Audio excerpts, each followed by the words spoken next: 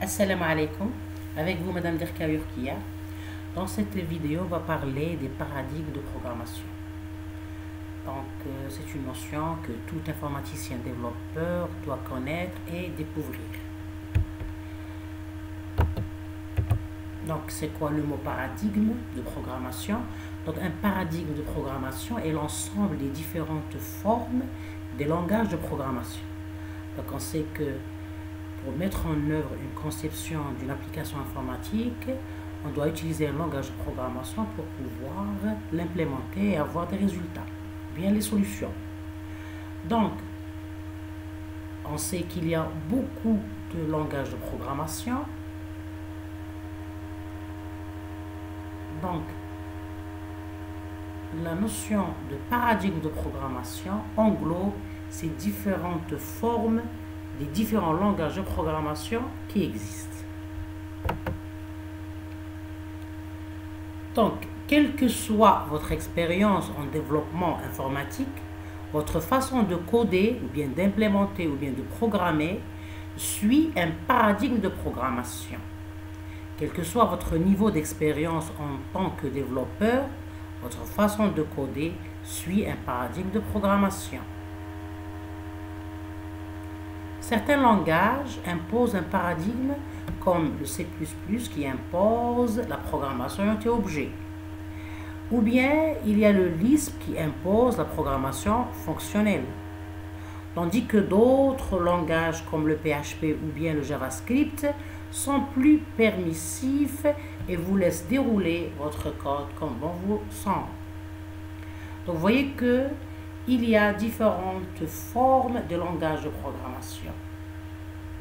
Malgré que le langage de programmation, bien tout langage de programmation, implémente une conception, que ce soit des modèles, des algorithmes, pour avoir une solution, mais la façon de programmer ou bien d'implémenter ces modèles ou bien des algorithmes, elle est différente. Donc, il y a la programmation objet, la programmation fonctionnelle, la programmation impérative, ainsi de suite. Donc, on continue sur la définition du paradigme de programmation. Donc, un paradigme de programmation est une approche logique qu'un développeur va adopter pour résoudre son problème. Donc, vous voyez que c'est une approche logique. C'est une façon de, on peut dire, de penser à choisir le langage de programmation adapté à votre implémentation. Donc, un paradigme de programmation est une approche logique qu'un développeur va adopter pour résoudre son problème. Le paradigme le plus courant est la programmation impérative. Les étapes d'instruction se suivent jusqu'à arriver au résultat escompté. Donc, c'est-à-dire d'une façon classique, on avait la programmation impérative. Bon, au début de l'apparition de l'ordinateur, on avait les langages machines comme l'assembleur, ainsi de suite. Puis, on a créé les langages évolués qui sont plus proches du langage naturel. Donc, il y avait la programmation impérative qui était la plus courante. Mais actuellement, on voit l'apparition ou bien le développement des différents paradigmes de programmation comme l'orienté-objet, ainsi de suite. Donc, le paradigme de programmation est la façon, parmi d'autres, d'apporter ou bien d'approcher la programmation informatique et de formuler les solutions aux problèmes et leur formalisation dans un langage de programmation approprié ou bien choisi. Donc, le paradigme de programmation fournit et détermine la vue qu'a le développeur de l'exécution de son programme en situation d'exploitation.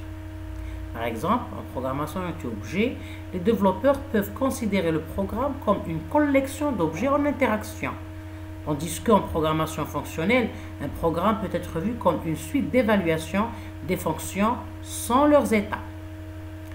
Donc, vous voyez que chaque paradigme a ses caractéristiques. Donc, une fois qu'on choisit, ou bien le développeur choisit un langage de programmation, il doit programmer, c'est-à-dire son application, avec les concepts de ce paradigme. Par exemple, s'il va programmer avec le paradigme orienté objet, donc il doit voir les concepts, ou bien il doit structurer ces différents modèles et algorithmes avec la notion de classe objet.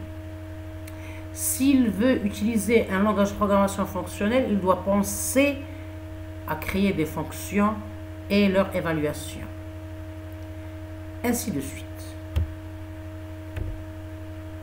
Donc, la question qui se pose, quel paradigme est le plus adapté à la conception d'applications? Bien, d'une autre façon, quel langage de programmation utiliser pour la mise en œuvre de notre conception, bien dans notre application? Donc, pour répondre à cette question, il faut découvrir d'abord les différents paradigmes de programmation, dont la programmation orientée-objet, la programmation fonctionnelle, la programmation impérative, ainsi de suite. Et aussi, il faut pratiquer la programmation avec ces différents paradigmes dans vos TP, vos projets, dans vos mini-projets. Il faut voir déjà, il faut voir dans la littérature ou bien dans les références bibliographiques comment les gens programment dans différents projets. Et aussi, il faut que vous pratiquiez vous-même à travers vos TP, vos projets ou bien vos mini-projets en essayant tous les paradigmes de programmation pour que le développeur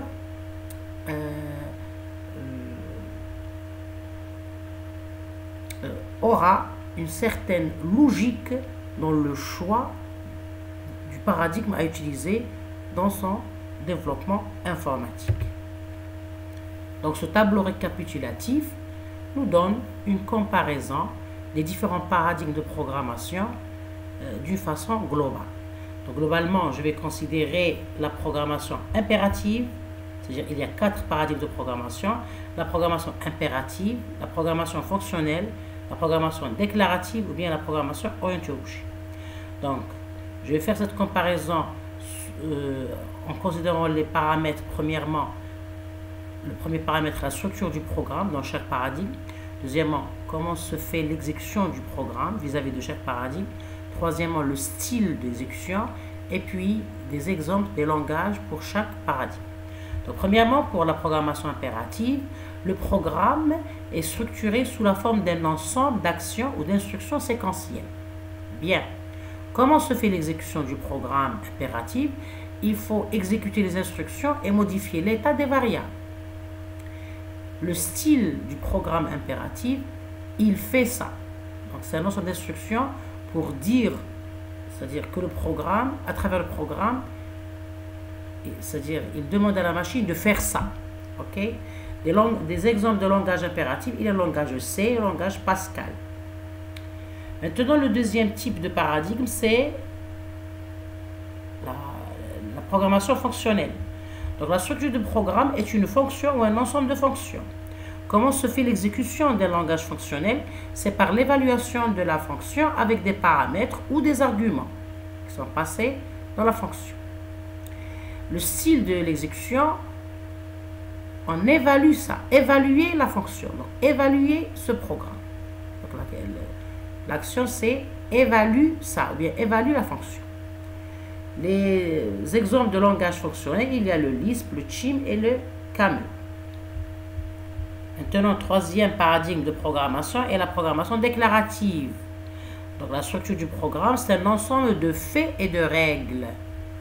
Comment se fait l'exécution? On va faire de l'inférence en tenant compte de l'état de la base, des faits et des règles. Donc, le style d'exécution, que penses-tu de ça? Le programme répond à la question, que penses-tu de ça? Est-ce que c'est faux ou bien c'est vrai?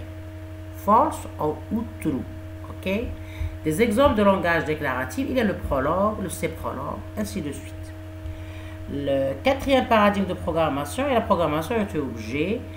La structure du programme, elle est basée sur la notion, bien le concept classe-objet. Et on sait que la classe, c'est le côté statique, l'objet, c'est le côté dynamique. Donc, un objet est une instanciation d'une classe. Bien. Comment se fait l'exécution d'un programme orienté objet? C'est avec des messages entre des objets. Donc, on crée des objets qui, bien sûr, appartiennent, bien instancient la structure d'une classe, et on va écrire des messages entre ces différents objets, qui est l'interaction entre les objets. Donc, le style d'exécution, c'est le changement des états des objets. Donc, chaque objet, il a un nouveau état selon les messages et l'interaction entre les objets. Donc, un exemple de langage orienté objet, il y a le langage Java et le langage C++. Bien. Donc, ça, c'est un tableau récapitulatif pour vous donner une idée sur l'existence de paradigmes différents en programmation. Donc, il faut que l'étudiant, le chercheur, développeur, soit conscient de ce panorama de programme, de langage de programmation, et il doit avoir, c'est-à-dire l'aptitude à choisir le bon langage, c'est-à-dire adapté à sa problématique ou bien à son projet. Donc, ça c'est quelques références biographiques. Donc, je vous remercie pour votre suivi et à la prochaine vidéo. Merci.